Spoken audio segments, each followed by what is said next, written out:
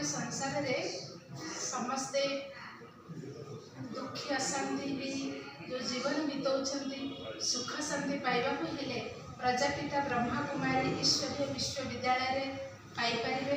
ता द्वारा हमें राजयोगर शिक्षा हमें एठी नउछु।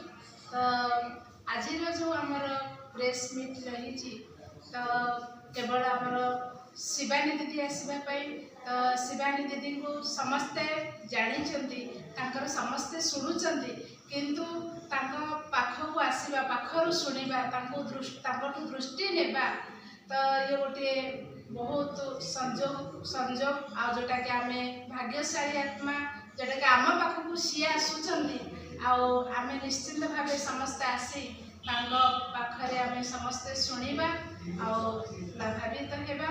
तो मुझे समस्त निमंत्रण करुच्ची। शिवानी दीदी आसुच्च 17 नवेम्बर जनता मैदान रे प्रोग्राम रखा जाए।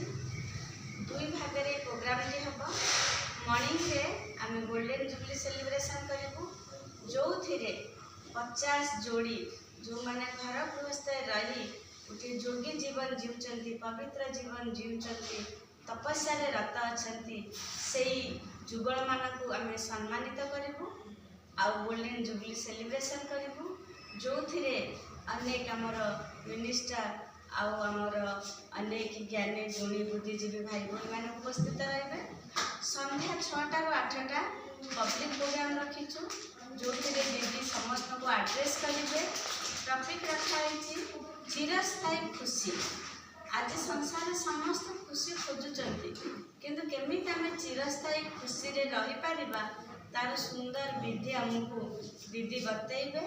तेणु आमर यही गणमाध्यम द्वारा समस्त ओडिशार भाई भौणी मान पाखरे यही खबर पहुँचू और समस्ते आर लाभ नियंतु यही उद्देश्य रे आज प्रेस मीट रखाई।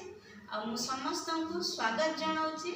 समस्ते निश्चित भाव यही प्रोग्राम रे उपस्थित रही निजे लाभान्वित हेबे और जीवन में चिरस्थायी खुशी को अनुभव करेंगे।